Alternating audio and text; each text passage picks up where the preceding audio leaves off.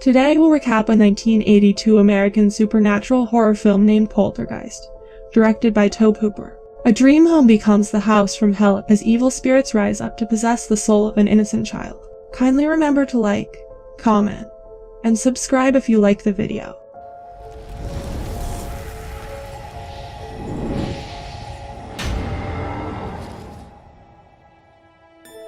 At the beginning of the film, we see a girl resting named Carol Freeling. She awakens from rest, gets up from her bed, and comes down the stairs to the living room. There she sits before the TV and starts conversing with somebody.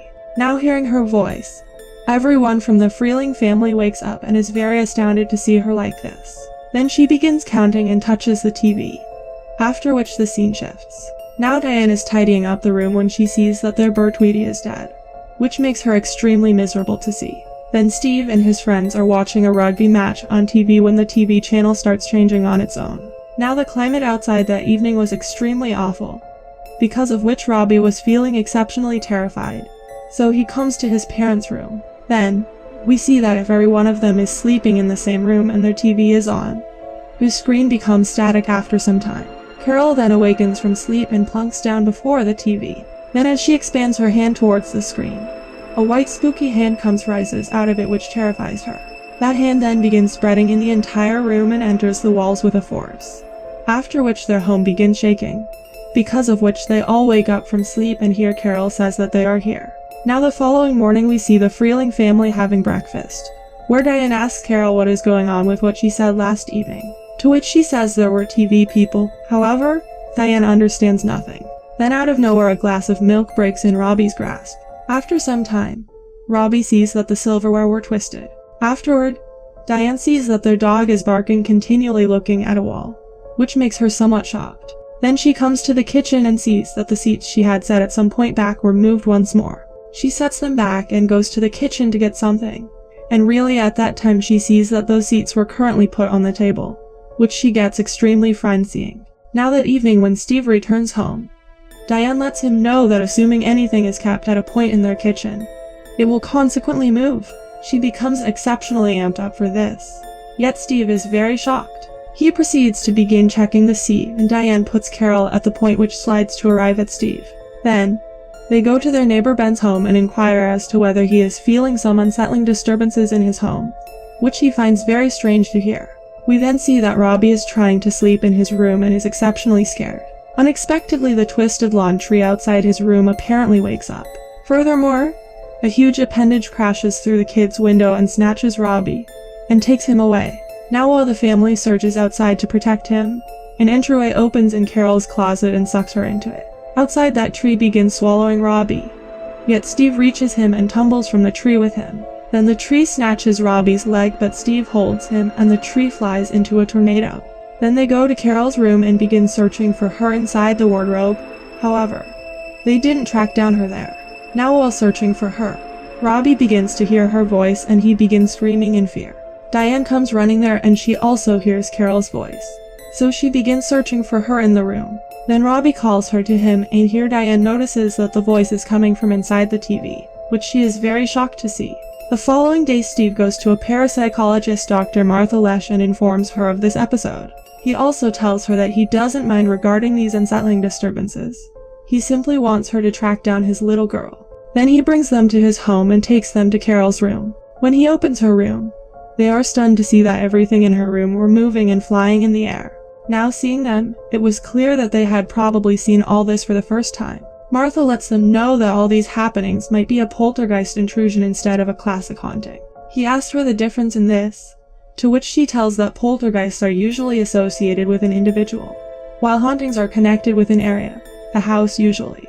Then they put their arrangement in the living room where Diane attempts to make them hear Carol's voice on TV, which they all are very shocked to hear. Carol lets them know she can't find them and fears the light. Martha advises Diane to tell Carol to avoid the light.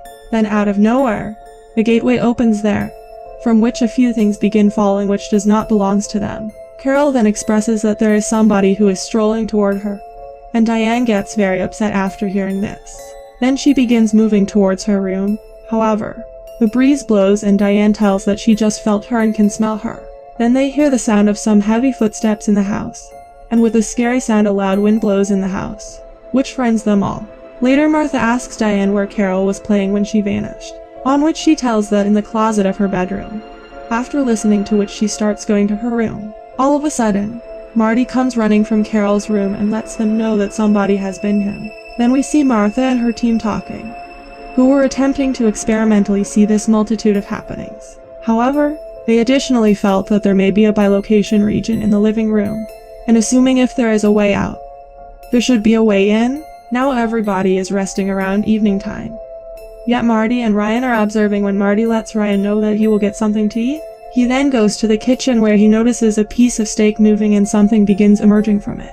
Then he sees that the leg piece he was eating was also brimming with slimy parasites. Now seeing this he feels sick and sees that his face has begun liquefying, and the whole skin of his face begins coming out and falling into the wash basin. However, the very next moment he understands that he was hallucinating. Ryan on the other hand is busy sketching something, when the camera begins to move and focuses on Carol's room, whose door opens all alone. Martin sees this and tells Ryan, and they notice a few beams emerging from Carol's room which is sparkling splendidly. Then everybody awakens and they are very amazed to see this. Those beams form structure and begin descending the steps in the living room, and afterward vanish in the blink of an eye. Then, they find in the recording that they were many individual souls, sort of orbs, and they had no clue about what their identity was and where they came from. The following day Martha is planning to leave and says that she is leaving Ryan here to help them. She tells her that she will return with help. Next, we see Steve's boss coming to his home since he hasn't been to the workplace for a couple of days. Steve had not informed him anything concerning the activities occurring in the house, yet he had doubts that something abnormal was going on here. He takes him to see a spot and lets him know that he will begin his new venture here and will shift this graveyard to some other place, which he has also done previously. Now Steve gets a major shock to know that where he resides, there also used to be a cemetery before. That evening Martha brings a spiritual medium named Tangina. She detects something in the house and goes to Carol's room, yet her room's door was locked. Later she lets Diane know that her little girl is alive and in this house. Then she asks them where was the last incident of bilocation, and then tells Diane that she has a strong feeling that the point of origin is in the child's closet upstairs. She says that she has to be strong for her daughter because she cannot do anything without her faith. Then she gathers them all in one place and tells that the spirits are lingering in a different sphere of consciousness and are not at rest. They are attracted to Carol's life force. She also detects a dark presence she calls the Beast, who is restraining Carol and manipulating her life force to prevent the other spirits from crossing over. They then make all arrangements to bring Carol back to their world, for which Tangina will utilize red strips, tennis balls, ropes, and handkerchiefs. Then she advises Diane to converse with Carol and requests that she asks Carol to go towards the light. Steve then opens Carol's room, inside which Tangina sees the portal. She advises Ryan to go ground floor and stand by the target. Then, she tosses a tennis ball into the portal which comes straight out of the gateway beneath and comes to Ryan, and afterward exactly the same thing occurs with the other ball. Then she calls Diane inside where Diane stops Carol from going to the light.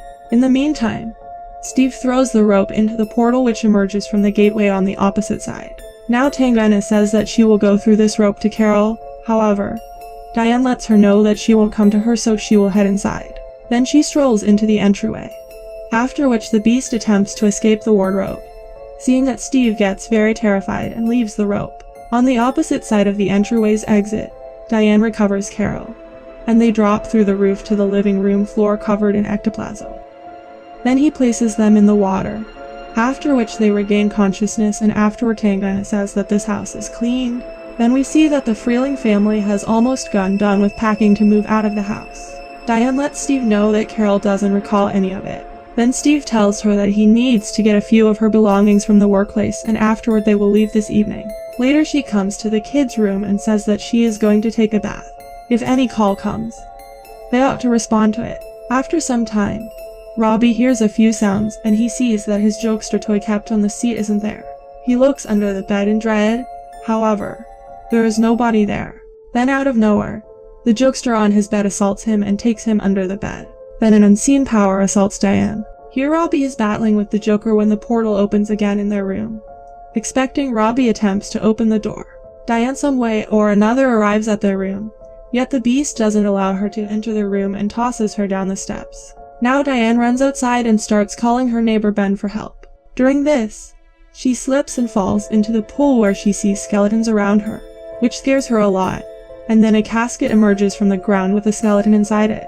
Diane attempts to get out, yet she slips and falls once again into the water. After this, her neighbors take her out from there, and they hear the kids shouting from their room. Then she runs upstairs, yet her hallway turns out to be extremely long and the kids' room begins getting away from her. In any case, she takes off and the portal begins sucking her when she opens the door. She sees that Robbie and Carol were also holding themselves in some way. The portal attempts to suck them up totally, but Diane manages to get them out of the room and Steve also reaches home in the meantime. They see that graves and dead bodies were emerging from everywhere in the house. Then Steve's boss comes there and we discover that he had done the cemetery move, but he simply moved the headstones and left the bodies there. Now some way or another Diane gets out of the house with the kids and the dog, after which they leave in their vehicle. The house implodes into the portal while stunned neighbors look on. Now the Freelings exit 𝐸𝐶 and come to the motel and we see Steve take the TV out of the room. And the movie ends here. Thanks for watching.